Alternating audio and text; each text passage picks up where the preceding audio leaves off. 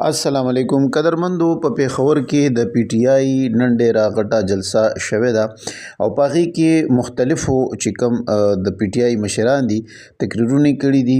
او ظاهره خبره ده چې کوم پریس کانفرنس د فوجي ترجمان طرفه شوی او په پی ټی آی باندې د وزیر اعلی خلاف د عمران خان خلاف چې کوم خبرې اترې شوې وي نو په هغې باندې د پی ټی آی قیادت او د پی ټی آی ورکر ډیر زیات خفه دی او ډیر زیات هغه په دې باندې خفګان اظهار هم کوي پرون چې کوم پریس کانفرنس شو او نن چې کوم جلسه شوې ده په هغې کې چې کوم تقریرونه شوي دي نو هغې نه سیاسي ټمپریچر یا د ملک کی کم حالات دي یا د اسټبلیشمنټ او د پی ټی آی منځ کې چې کوم تعلقات دي نو په هغې کې نورې هم فاصلې پیدا شوي دي او وزیر اعلی هم ډېر یو ښه تقریر کړی دی خو محمود اچکزي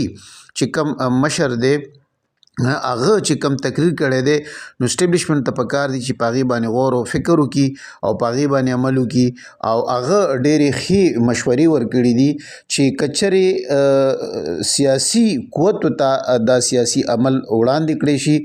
او د فوج یا اسټبلیشمنټ چې کوم کردار دی هغه د آیین و قانون مطابق دې وشي نو دا ملک په خپله ښې طرف ته روان شي او سیاسي ټمپریچر به کم شي دا نشي کېدی چې یو طرف ته ته ظلم ستم کې او ټول آیین دی معطل کړی دی قانون دی ختم کړی دی او بل خوا الزامات هم لګي نو دا دنیا اوس ډیره مخکې تللی ده او دا 21وي صدي ده د سوشل میډیا دور دی 2025 دی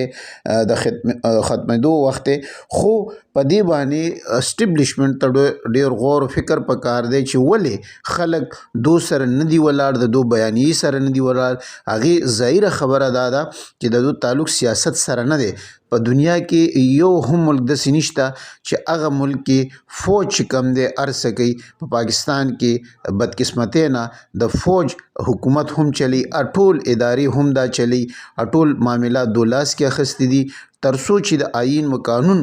باندې عمل نه شوی نو دا ملک کې امن نشي راتلی سیاسي استحکام نشي راتلی معاشي استحکام نشي راتلی دا پرمختګ نشي کوي او دو چې کوم بیانات ورکوي فوج طرف نه چې کوم یا اسټبلیشمنټ نه چې کوم بیانات راځي د دو چې کوم ترجمانان دي نو هغوی باندې دو ته غور و فکر پکار دی دا بیانان